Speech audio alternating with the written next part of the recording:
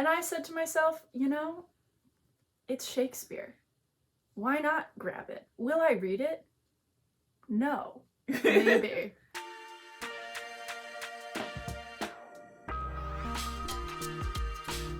Hello. Hello.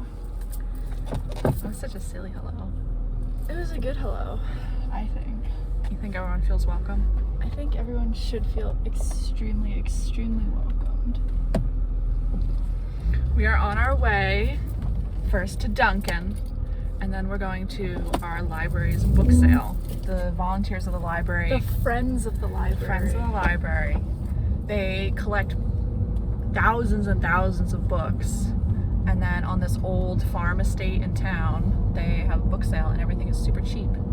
And it's once a year, and it's luck of the draw based on what's going to be there, but I'm hoping to find some good stuff. We have gotten some good stuff. Throwback to when Tara literally saw Pachinko and didn't get it for me. Because I wasn't sure. Wait, is someone having a garage sale? OMG. Didn't I see what there is to see? Yes. They're turning, they're all letting me go. Thank you so much. Driving in a small town is either everyone's super nice or everyone is mad. There's no in between. I mean, yeah, half the time it's like massive trucks who are high beaming me because I'm going 10 over the speed limit and that's just too slow. I just admitted to a crime. But, and then the other half the time people are like, oh, go ahead, there's no traffic here. So I don't know why everyone's in such a hurry. I know, it's like you'll get where you need to get, I promise. Faster than you would anywhere else. Unless you're trying to get to the hospital. Thank you for stopping. We'll be right with you.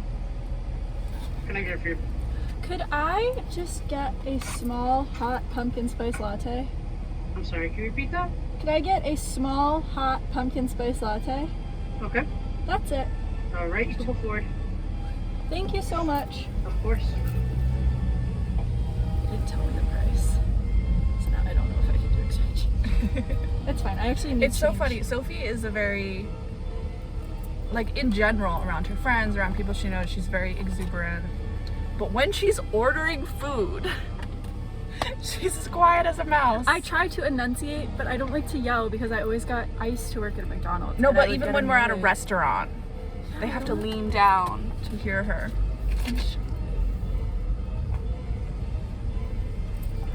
Hello. Actually, I think I have the 4 cents. Hold on. I'm giving you 4 cents. So you don't have to make...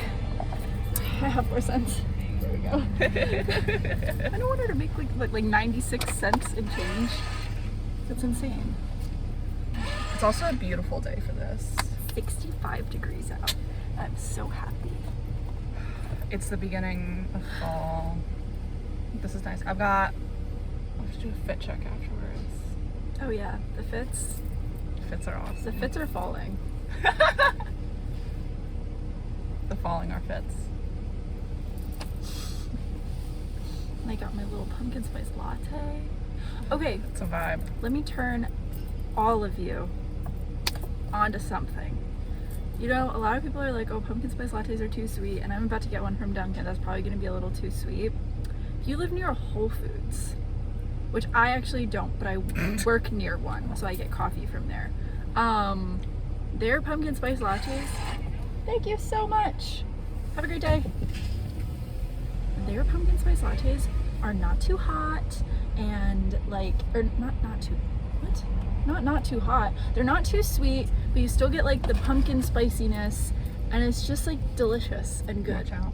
Wow, sir, you're scaring me. You all suck. Oh my god. But yeah, Whole Foods has really good pumpkin spice lattes. If you're not someone who likes sweet coffee, I think they have decent coffee. It's like Starbucks prices. So a little more expensive than Dunkin', but Yeah. We have, a Dunkin'. a Dunkin'. The nearest Starbucks is, I don't even know where it is. it's 20 minutes away. What, on the highway? It's on a highway, I know that for a fact. But you have to like, it's like a couple towns over. Small town life, guys. At least we have a Dunkin'. I mean, there's people who really live in the middle of nowhere. live sort of in the middle of nowhere. It's Sort of. I mean, yeah, I guess it's not It's not- it's not like Iowa. Really? Wow, thank you so much. Okay. Just pulled out in front of me. We're surviving though. We're gonna get to this lovely little book sale intact. No car accidents. Knock on wood. I'm not very superstitious, but I am superstitious about knocking on wood. I don't have any wood in this car. Well, it kind of looks like wood. Okay. You know, some people get necklaces made of wood. Do not go. Do not go. People are weird today. We were just saying how nice it is to drive in this town, and we didn't knock on wood. Okay, we're here. We got a crowd, but it doesn't look crazy. Oh, they have a little free library too. There are more little free libraries in town now, and it's really nice. So excited. Also, we are always the youngest people here. Which Besides children. Besides children. It's like children and then like elderly people. Yes.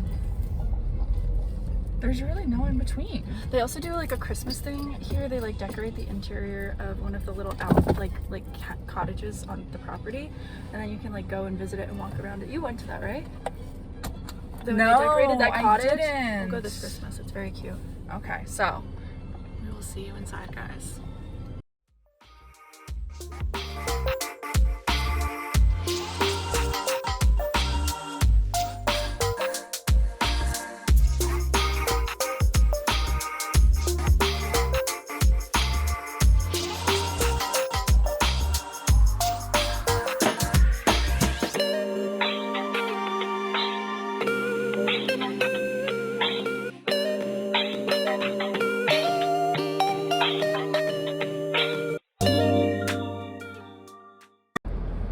Very successful haul. yes, we were very satisfied.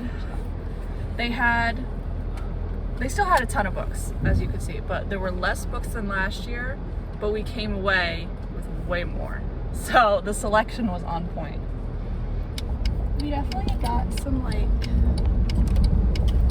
there were some books that it's like, okay, yeah, this is a book that I definitely want. It's like a title I know. And then there was definitely a few random things that just sounded interesting. Yeah. It's interesting because so much of this stuff that we got is probably fully out of print now. Yeah, some of it, Like some of it. I forgot what we got. I know. But I know I got this one. It's called like Sophie's World, and it's like an exploration of like Coming of philosophies, age but and it's philosophy. like a narrative non-fiction type situation.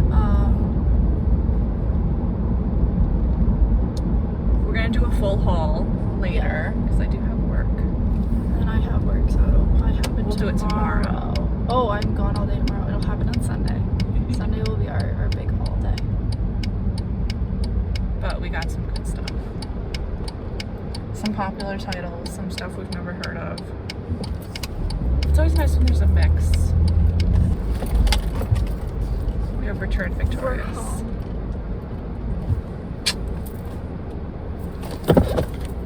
We're back. When we plan to film this video, it's Sunday, 2 days after the book fair. Totally. My hair is not grown at all. Mine either. I don't have roots. So, it's time for the actual book haul of everything that we got. And the first book that I got is Atonement by Ian McEwan. Yeah, that sounds about right. That sounds about right. Historical fiction, famous historical fiction. Movie with Keira Knightley. Is that the movie cover? No, which I'm happy about. Okay. I hate movie covers. Are you sure? This is not the movie cover. Okay, I was wondering if that was Keira Knightley. Unless this is, no. This is not the movie cover. Atonement.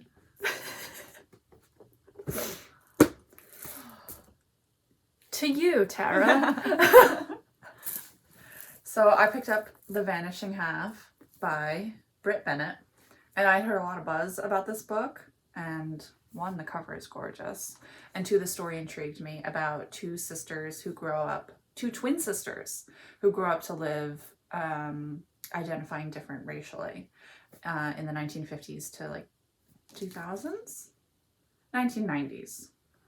Okay, so it's a family story across many years, and I'm excited to read it. So the second book that I grabbed is something I had never heard of. It's called Everyone Knows Your Mother is a Witch by Rivka Galchen. And it seemed intriguing. I've been in like a witchy era looking for the witchy books.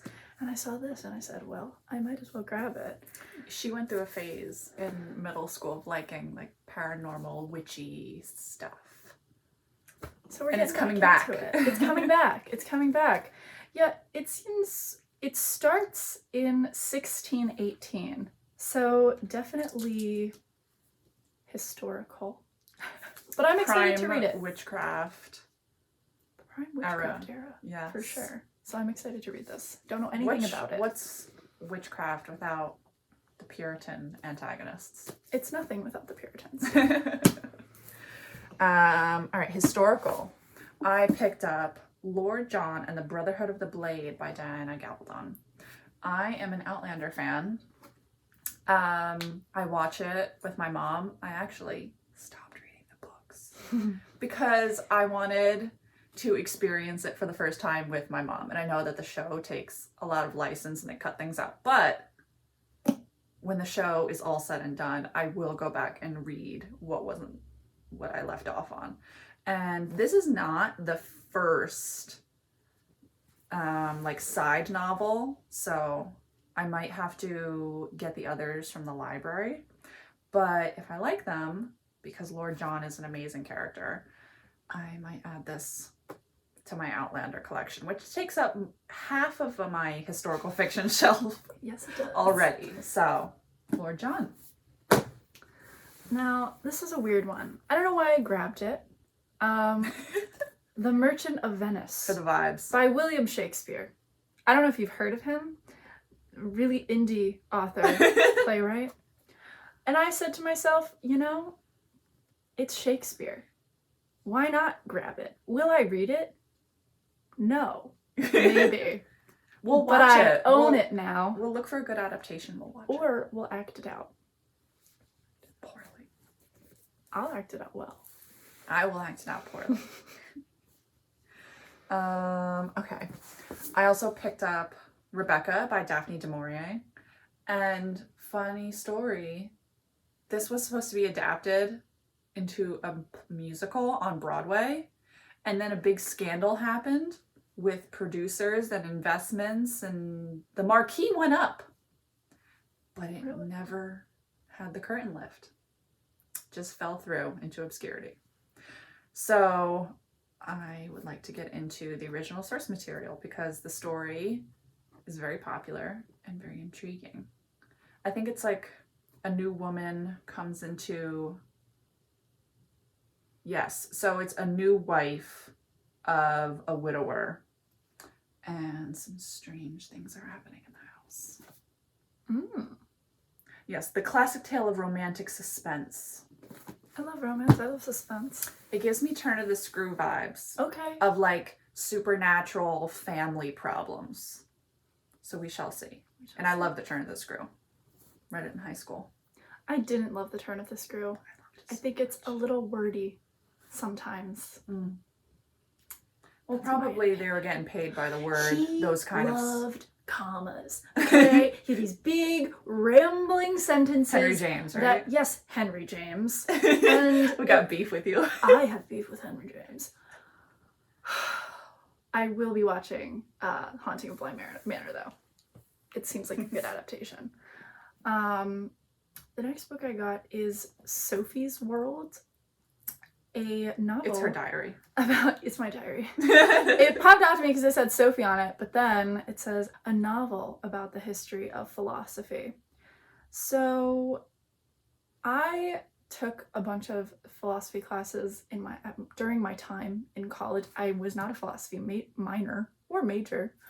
I just took a bunch. I could have been a minor. I didn't declare it. I don't know why I didn't. It's a whole shish kebab.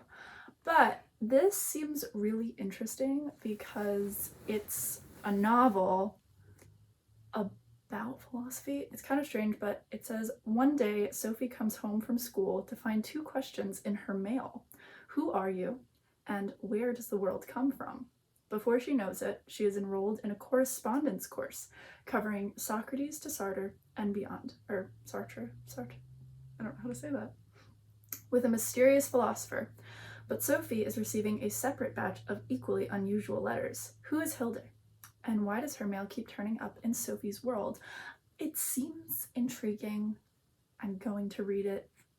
I've never heard of this book ever before in my life. The New York Times bestseller. I don't know when this was a New York Times bestseller. Actually, I don't even know if curious. that means anything anymore. What does that mean? Truly? It's on every book. I know. How much of a bestseller? Well, this was... Oh, it's published by Farrar, Straus and Giroux. Interesting. Published in 1994. I doubt this is still in print. So I got it at our little book sale.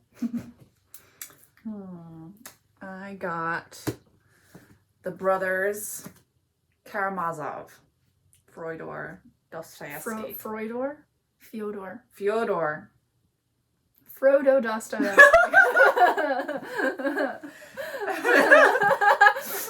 Fyodor.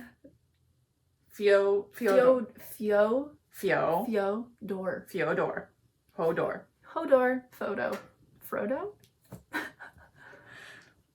Photo Dostoevsky. Fyodor. Got the brothers Karamazov by Fyodor Dostoevsky. If you say it fast. No, I think I got it. It's like Benedict Cumberbatch. You can say it a million ways. Benedict Cucumber. That's what I call him. Bubblegum Cucaracha. You know who I'm talking about. What? This is a very long book. I think this is considered like his magnum opus. And I read The Idiot in high school. I don't remember a thing. And I read Crime and Punishment this year, I think, earlier this year. And it's heralded as a book that's like very inaccessible, Crime and Punishment. If you can get past the names, honestly, if you read classics, it was very fun. I don't know if that was just me. I thought Crime and Punishment was a wild ride, so I'm very curious to read what's considered his greatest work and see if I enjoy it as much as I did Crime and Punishment. Here's my tip for the names, because I did read Brothers Karamazov in high school. You did? Yeah. Well, all you need to do is look up Russian diminutive names and make a little key for yourself, because everyone have a list. That's what I did everyone for Crime and goes Punishment. by about 3 names because they're like nicknames or like in kind of almost terms of endearments tagged onto names. And once you have the list, you'll know who everyone is. Yeah, sometimes I had to refer back if a new person was referring to the character by a different diminutive based on status or relationship. And then it was okay. It'll work out. Don't be scared. Speaking of being scared, my next pick was The Culture of Fear. Now, this is a non-fiction pick. It's kind of a sociological book, just kind of regarding our current, well, not necessarily our current. Fairly current, right? Fairly current. It was written during the Trump administration, and it's kind of just talking about the culture of the perception of the world becoming a worse place, a more perception of danger, even when the danger might not actually be there. It seems really interesting. I'm excited to read it. He covers a lot of topics. Immigration, vaccination, political correctness, fear-mongering. So lots of interesting stuff. Every once in a while, I do read a little bit of nonfiction. Now that I'm not in college, I think I'll probably read a little more, because when I was in school, all I read was nonfiction. So this time I'll enjoy it. Speaking of nonfiction, I picked up Reading Lolita in Tehran, a memoir in books by Azar Nafisi. I hope I said that close to correct. I read Lolita this year, which was an interesting experience. And this memoir is about reading controversial Western books. I think it's, yes, for forbidden Western classics in an Islamic country. Yes, the Islamic Republic of Iran. So I'm very curious to see what books they read besides Lolita, what they thought, what their opinions were, and how they perceived our classics compared to what maybe they consider a classic or what their culture, I don't know. The view through a different cultural lens. Yes, she's much more articulate than me. I love people's opinions when they have different context for things. Actually, I might read that. Well, you can borrow it when I'm done with it. I got The Feminine Mystique by Betty Friedan, and I think it was published in the 60s. It was a groundbreaking feminist work. 1963. So the year my mother was born, our mother was born. It's an old book. Yes. So I've heard that from a modern perspective, it's dated. But I'm curious to see what was groundbreaking then compared to what is considered groundbreaking, controversial, progressive now. Because this was a major influence on your everyday woman. Like, I think it appealed a lot to women who were stay-at-home mothers and things like that. It was very accessible to the everyday woman. So I'm very curious. Now, one of my second to last picks is Dance of Thieves by Mary Pearson. This I picked up because of its cover. I still don't really know what it's about. It was very big on Book Talk. The name was familiar. The cover was beautiful. The map is gorgeous. Let me see. Oh, that A is nice really map. pretty. You know, a good map is a sign of a good fantasy. So, and something about outlaws. I love thieves. I love outlaws. I love dangerous people doing She's a rebel. dangerous things. I kind of want to go in blind to this book. That's something I like to do. I love going in blind to things. I like just sort of reading the blurb and being like, this seems like something I would like. Because it's more exciting. You have no idea what's going to happen at all. So I'm excited to give this a read. Okay. I also have Leave the World Behind by Rumaan Alam. It was a finalist for the National Book Award. And it's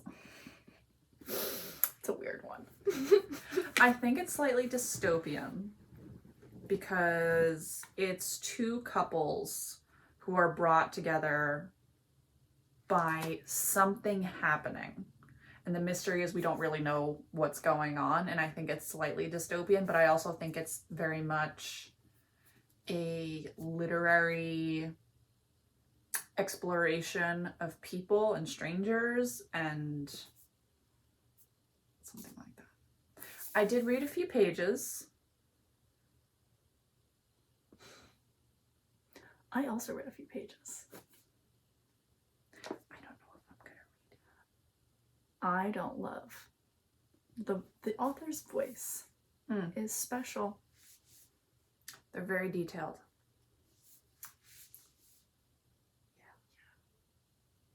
Well, I've got one more. Okay, you want more. I also have Emily Dickinson Letters. And look at this cover. It's so pretty. And the woman that rang us up and counted our books was like, oh my gosh, like I really wish I grabbed that. And I'm like, I got it first. Sorry. I'm very curious because I am a fan of Emily Dickinson and I have her collected. When I look up there, I'm looking at my bookshelves. But I have her, yes, you will get a bookshelf tour That's one day. And one of hers as well. So I have her collected poems. I haven't read them all, but I've read a lot of them. And I'm curious. I think I'm curious about a lot of these books. I need a better word. I am intrigued and I want to know more because a lot of her poems make no sense to me. And then there are some that just click. And I can't explain it. They just click. And anyone who's a fan of Emily Dickinson, I think they also feel that way. So, yeah. I want to see what her relationships were like with friends, family, more than friends, sisters-in-law. Girl, friends. My last pick is The Wonder by Emma Donoghue. Now, this is another historical fiction. It is about a small Irish village where a young girl is claiming to be experiencing a miracle in which she does not have to consume any food. A woman is hired as her caretaker, and she's a skeptic, and the story is kind of about the way the whole thing unfolds, and our protagonist, who's the caretaker's kind of perceptions being shifted as she experiences what may or may not be a miracle. And it's based on true events. So, Novelized nonfiction? Novelized nonfiction. Something like that, like half-broke courses or something. Maybe? I would say you have to read it probably I first. do think that this is just based on true events. But we'll see. It's so heavy. It's so heavy. It's so big. Stephen King's Under the Dome clocks in at over 1,000 pages. I have read one other Stephen King book before, and that's The Stand, which I had mixed feelings about. The tunnel scene? The tunnel scene. You get it. But anyway, I am apparently drawn to his behemoths. So Under the Dome, basically, I think it's a small town. Dome appears, cuts him off from the rest of the world. Chaos ensues. And I'm very curious. And there's also a map, I think. Because you got me thinking. I really think there's a map. There's a map of the town. Love maps. We love maps. But I think I'm going to wait till winter break to read this. Because if I like it, it's all I'm going to want to do is read it. And last winter break, I read The Stand. So this winter break, I will read Under the Dome. So check back in late December, early January. Shaking things on the dressers when I threw it on the An bed. earthquake via Stephen King. So the last book I picked up is something that I had been meaning to read. I don't know when, but it's A Tree Grows in Brooklyn by Betty Smith. This is our grandmother's favorite book. I asked her a while back what her favorite book was, and without hesitating, she recommended this. Grandma, our dad's mom. Okay. So it takes place at the turn of the century in Brooklyn, and I think it's the story of a young girl and her family and hardship and things like that. And I'm very curious because for someone to have a favorite book, not just like, oh, because I don't know if I have a singular favorite book. For someone to have a singular favorite book, that means a lot. So I want to read this book, and then I want to talk to my grandma about it, because I think it would be really interesting to read what she connected with and be able to have a discussion about it. And hopefully I will enjoy it. I think that sums us up. Well, now that you've seen every single book we've bought, we will reveal the price to you. We paid, what was it, $20? Yes. $20. Because they charged us $17 and it all goes to the library, so I just gave her $20. So we keep the change. Yes. It was very generous of us. It's very generous of them. This little lot of books. But yeah, we'll see you next time. We will see you next time. And hopefully in that time, we will have read one of these books. Fingers crossed.